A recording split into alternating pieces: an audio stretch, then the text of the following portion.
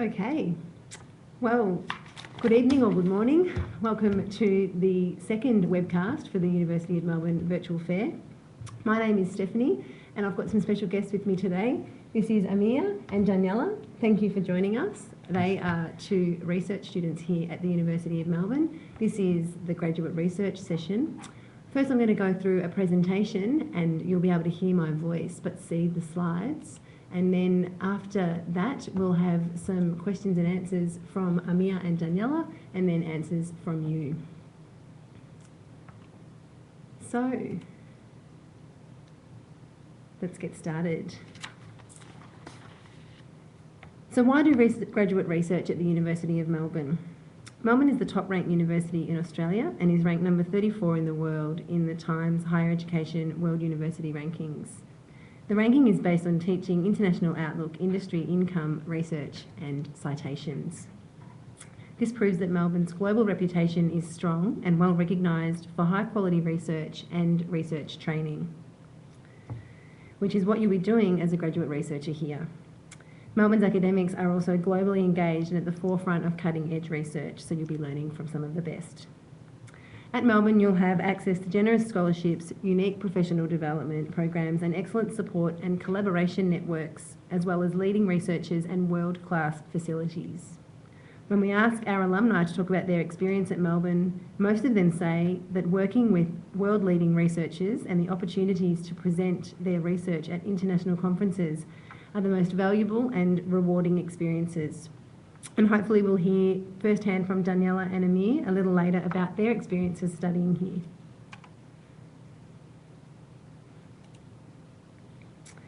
So Melbourne's graduate research community, it's a very strong and diverse one. Students are drawn here from over 100 countries as well as around Australia. It's a dynamic community and there are a vast array of opportunities to get engaged. It's also a community of very high academic achievement and Melbourne graduates are often very well positioned nationally and internationally. There's around 5,000 graduate researchers in a diversity of disciplines here at the university and approximately 1,000 new graduate researchers enrol each year, of which around 400 are international students. So what are the types of graduate research degrees? Well, at Melbourne, we offer 3 different graduate research degrees, and each degree enables you to make an original and distinct contribution to the body of knowledge in your field. You will be guided and supported along the way by a supervisor or sometimes more than one. So the PhD is one of the graduate degrees and it's awarded on a basis of an 80,000 to 100,000 word thesis in which you'll produce an independent research project investigating a specialised topic.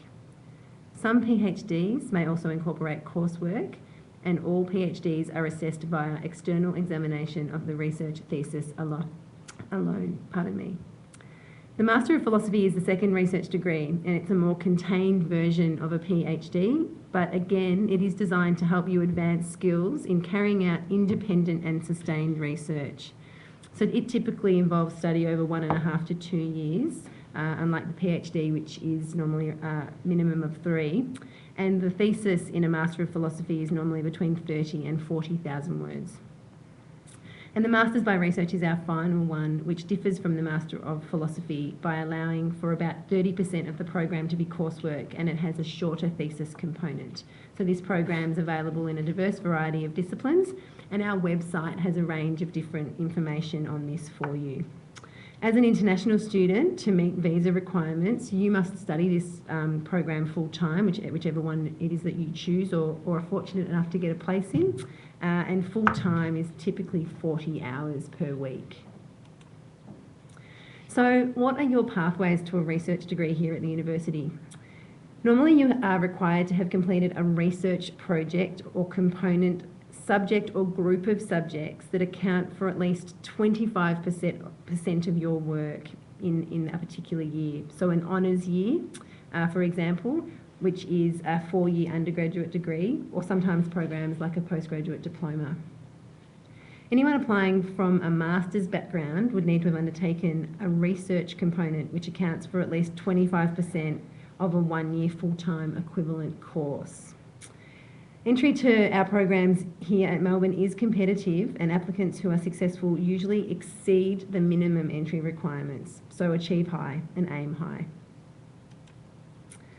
So what can I tell you about the academic and supervisory support?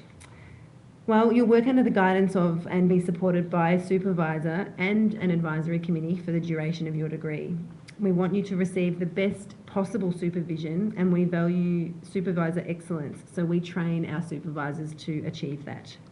Should there be any issues along the way, you'll also have the support of additional academic staff within your faculty or department, as well as colleagues and fellow students who can support you. So there's a lot of academic and social support available. And as our PhD guests will share with you shortly, they'll tell you a bit about what it's like to work with their supervisors, so you'll hear from them soon. Just moving on about a bit more about the Melbourne experience. We request your feedback every 2 years in a research survey. Your experiences and opinions matter.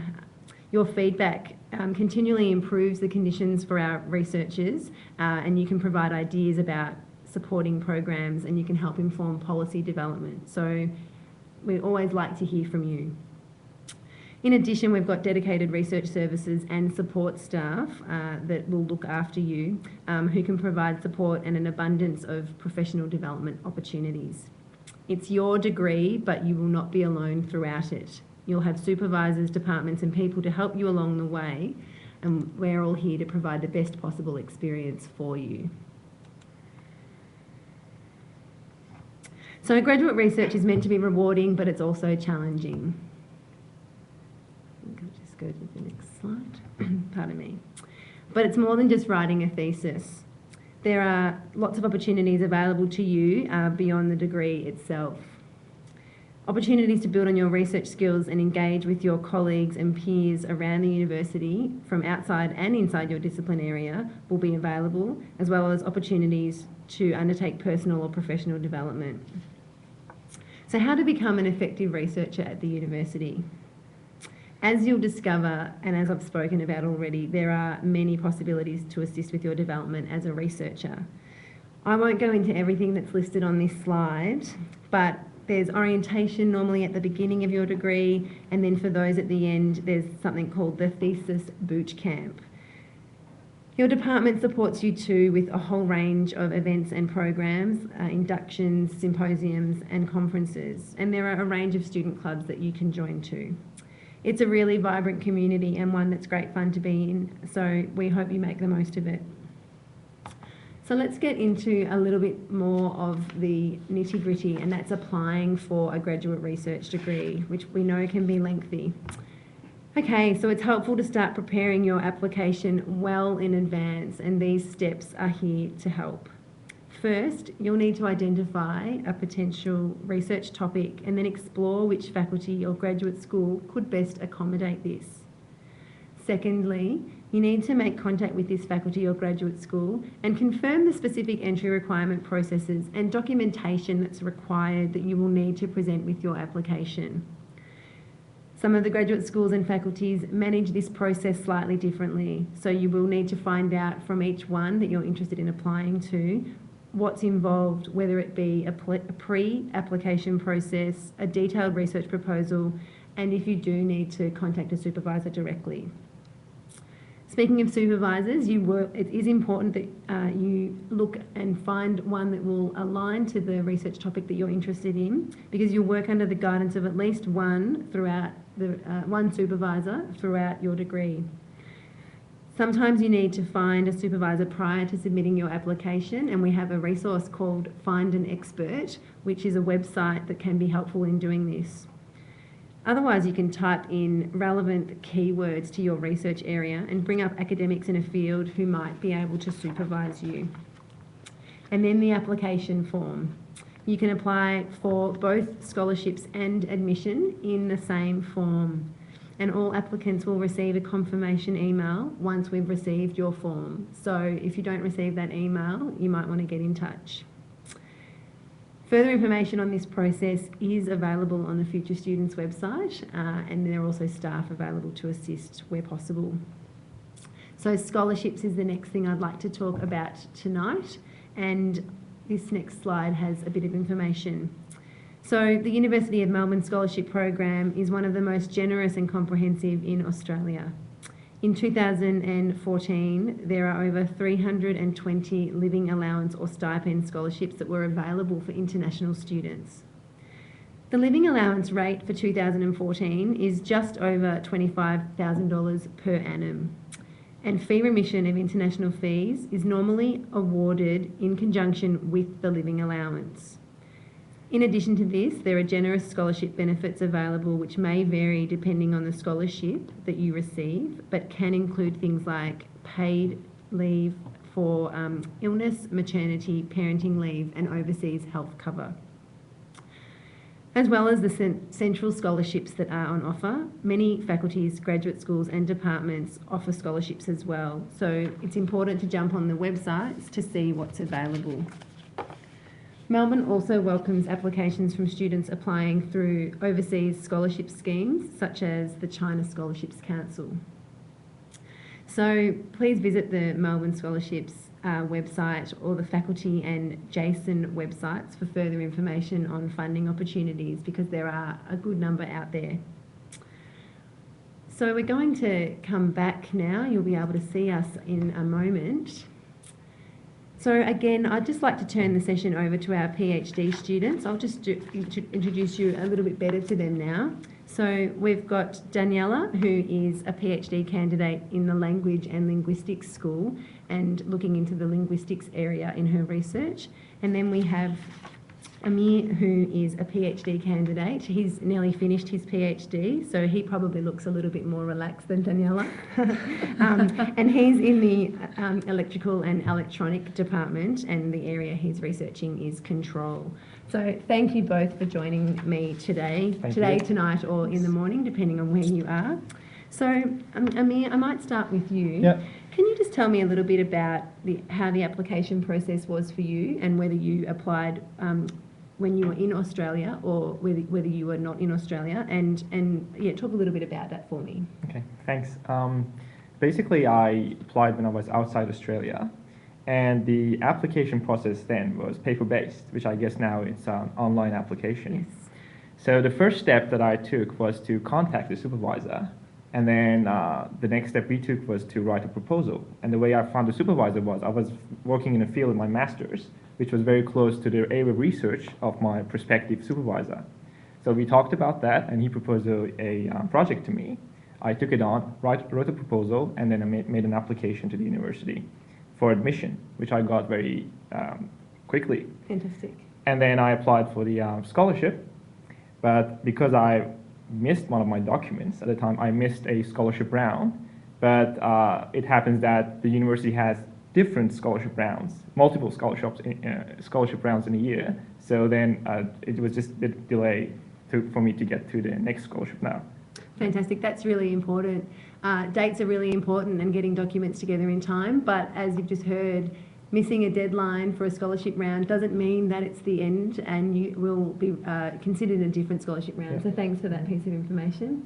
Daniela, can you tell us a bit about your experience with the application process?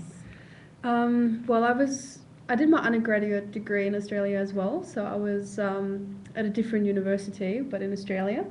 So I did my honours year there, and because the honours year already, at least at my university, was 50% research, which you obviously have to present. I already knew quite a few researchers, at least in Melbourne. We had a research institute, and they had visiting scholars from all over Australia and overseas. And so I pretty much knew most people beforehand. And when I applied, it was paper-based, but it was, I just went to the admissions office and handed in my papers. Very satisfying after gathering all the documents. But yeah, so I found it really, really helpful to put the names of potential supervisors on the application already, because when I applied, I knew what I wanted to do. I knew I wanted to work with endangered languages, but I had no idea which language. There's so many out there. And so I just wrote roughly, this is what I want to do. I'm not quite sure where, but this is what I want to do. But because I already had supervisors who knew that this is the normal way to go about doing, or starting research, my application was accepted fairly early on because it didn't have to go through the whole system, but went straight to my supervisors who could just sign off on it and send it back. So that I found facilitated the whole application process, getting in touch beforehand, and of course gathering all the, applications are due in August, I think. Correct. For international students. Yes. And, at least I was still in the middle of writing my thesis for my honours degree. But, so it's really, really important, especially if you're still doing your degree, the other degree, yes. That you start in time and make sure you know exactly what documents you'll need and what the requirements are. That's good advice. And you'll hear then so that both of our special guests came from different avenues. One had completed an honours program and one had completed a master's program. So that's good to know that there are different ways of being able to approach a PhD or a master's. So tell us a little bit, Daniela, perhaps you can start this time, about the scholarship you received and what it includes. So I have 2 scholarships. I have the MIRS, which is the Melbourne International Research Scholarship, the living allowance that you talked about earlier. And as you also said, that comes with the Fear Emission Scholarship, which is the MIFRS, I think. I keep getting confused. Lots of acronyms here at the university. Yeah, but that one is pretty much always awarded when you get the living allowance. So it's highly unlikely that you'll get one but not the other. I'm also fortunate enough to work on a project which has an external grant, so I get a bit of money from that as well. It covers living costs and the fees. Great. Amina, do you want to add anything further to that? So I started also with a MIFRS, which is a Fear Emission Scholarship, and MIRS, which is a stipend. And 2 months into my research, I changed into an APAI, which is an Australian Postgraduate Award International. And basically that was linked to a grant that my supervisor was doing a project about at the time. Pretty much the APAI covers your living costs. It also covers a thesis allowance at the end when you want to actually bind your thesis, and it covers all those costs as well. As well as, so the MIRS covers a relocation allowance for you. Oh, fantastic. So basically I was very fortunate to get both of these. That sounds excellent. Hopefully some of you out there will receive these also. Yeah, so it is very, very generous, as you said, and you can have savings too. It's not just, doesn't go end to end. So, oh, that's good to know. Yeah. That's good. But I think it actually, there's ways to apply for like thesis allowance kind of money from the university as well. Yeah, so I think MIRS comes with a thesis allowance as well as the APAI. Yeah. Oh, well, there always opportunities to learn. Yeah. Well, that leads nicely into the next question, which is about support services and professional development opportunities that the university here offers research students and international students.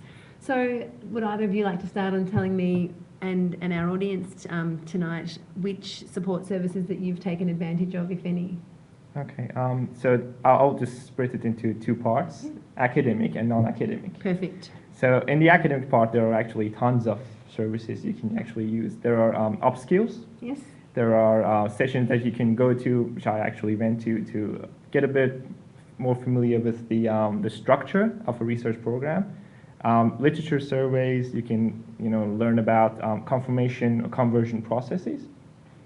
There are mini courses that you can do. I did one, it was about tutor development program, which actually I think as of now it's changed into a more comprehensive program where you can do proper course on how to become a more effective tutor. Which will help you if you want to carry on as an academic later on. Okay. I participated in a 3-minute thesis. Oh, yes. I did that, and it was very rewarding. Do you want to tell the audience a bit about what that is? Well, it's basically you have to present your ideas in 3 minutes only to a non-specialized audience. which makes it pretty difficult to do. Mm. And you have to have a nice introduction, tell the audience what you're doing, and everything. So you have to make connections with, with your research to everyday life, maybe. And that's not always easy, especially when you're doing engineering. Yes, I think it would be difficult. 80,000 to 100,000 words about control in engineering. Mathematics. In 3 minutes. Try an arts degree for that. Yeah, Or that what was yours? Languages that are in language documentation. Yes, I goodness. work in Borneo and I document an endangered language. So did your PhD take you to Borneo? You Yeah. want to tell us a little bit about that?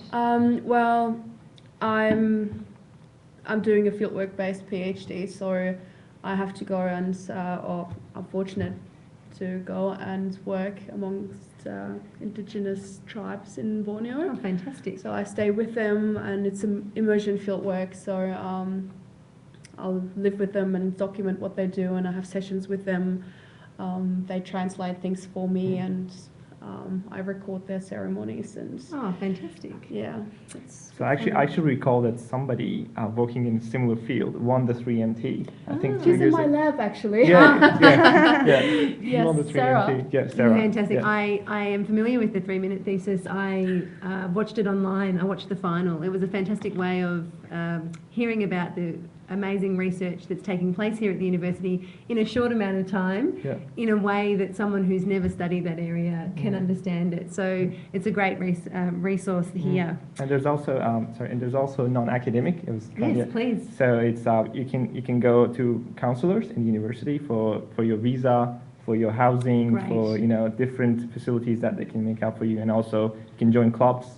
I'm a tennis club member. Oh, fantastic. Yeah, and I sometimes go to the gym. Yeah, so. The services in the sporting clubs here are fantastic. I also use the gym at the University of Melbourne, and I think it's a fantastic place. Yeah, I go there too. So, can you please tell me, Daniela, about what would a typical day look like for you? How can you explain to our audience what's the environment like, and what's the working relationship that you have with your supervisor? How does that work? Well, I go to uni in the morning. I have my own desk. So as I mentioned before, I work in a lab with a few people who work in a similar field. And what do I do on a typical day? Well, I do work at university as well, so it might be slightly different Oh, that's from okay. someone else's day, but maybe to just skip to the supervisor question. I have 3 supervisors, one of whom is overseas at the moment. I talk to the ones that are actually here maybe once a week. I see them quite frequently, and we have regular meetings, maybe once every month at least. Okay. If possible, all my supervisors are there, but yeah, as I said, one of them is overseas at the moment. I'm very happy with my supervision. They're very dedicated to helping me achieve the best possible outcome for my research, and very supportive. I had a family incident fairly recently, and I had to leave the country for a while, and they were incredibly supportive even outside of academia. They were helping me out, and they were there, and we kept in touch just to see, okay, when are you going to be back? No rush, but just so we can organize your next meeting and the milestones, so the 6 months meeting, and then I'm about to prepare for my confirmation, so I'm emailing them every week, and they're just like, calm down, this is what you have to do. So they're very accommodating. Happy to hear that they're accommodating. Did you have a different experience being from a PhD in a more technical area of engineering in comparison to something in the humanities or social sciences? I think the core of it is the same. I think the core is the same. I usually come to university also in the morning. Oh, that's good to hear. I'm not going to say what time though. Sometimes maybe not as early as others. Yeah, I mean, a sometimes. lot of people work from home Yeah. as well if they live further away. That's good. There's flexibility, which is good to hear. Yeah. So I start off with answering some emails, correspondence, admin work. Then I go into some reading about my subject, broader subject, or about the problem that I'm doing.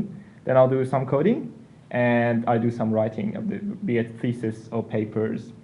In the past, I used to do teaching and taking courses as well, and I also coordinated a workshop. So it can be pretty busy. Yes, It can be very busy. pretty busy. Yeah. I mean, as an art student, you have to do coursework as well. Yeah. Maybe that's something we should add. It's good. It's actually during the first 9 months before confirmation. It does take up quite a bit of your time to just do the coursework. How many subjects of coursework are required? 3. So there's one research workshop, which one runs for an entire year, and then it's 2 electives. Fantastic. So there's a list that you can choose from, whatever you like to do. Great. You could choose the workshop as well, but there's usually only one that's relevant to your thesis topic. So, and yeah. It's very similar to electrical. You have to take 4 subjects Yes. now, and then you 2 of them have to be advanced studies subjects. So those are very, very specialized subjects. Everybody has to. Before conversion, that was actually the case. Okay. Cool. Well, that leads us nicely into some questions, and I can see that we're getting some questions here from you out in the wide web out there. So I can see one here from someone called Kimran. Thank you, Kimran, for your question, and it's a good one. You wanted to know, what is a GPA? There are lots of acronyms that are used here at the University of Melbourne. A GPA is your grade point average. So the GPA is calculated in different ways depending on how many years you've studied before you come to complete a research program. And it's the grade point average. So some universities have percentages out of 100. Other universities have a scale out of 4 or out of 5. But there are other universities around the world that have scales out of 10 or 20. The admissions team at the university is very, very familiar with a number of institutions all over the world because of the vast number of students we have here, and they'll be able to work out your GPA or grade point average as a result. So thanks for that question. And actually, one of you mentioned talking about confirmation as a process. So one of the questions here is, how did you find the confirmation process at Melbourne? So who wants to take that one? I've done confirmation. Yeah. So basically. Maybe explain a little bit about what that means. And then how Okay. you So found it. there's 2 things: confirmation or conversion. Well, it will depend on how you start your PhD candidature. If you start as a PhD student, you do a confirmation, whereas if you start as an MPhil student, you have to convert to a PhD candidate. Okay. So first of all, that's a difference. For confirmation, basically, you have to meet up with your supervisor, write a report, maybe do a presentation, and then get feedback. Okay. And then once that's done, you are confirmed as a PhD student, which you started as a PhD student. But in conversion, there's a bit more bureaucratic stuff to do. But the process is exactly the same. So you have to present and then do a report, and then it will be marked by or looked at by your supervisors, and then you can go through to a PhD program. Fabulous. Did you want to add anything to that, Daniela? Well, you actually have a committee for the confirmation, so that's not just your supervisors, it's also one person who's the chair of your committee, who has nothing to do with your research, who's at your school doing something unrelated to your research. Okay. So it's not just the supervisors looking at it, it's one of the major milestones, or the first, and possibly one of the most difficult, given that it is the first. You have at first no idea what's happening. But the supervisors, at least in my experience, they really guide you through the process, and they make sure that you're on track for confirmation. At my school, we have a compulsory 6 months meeting.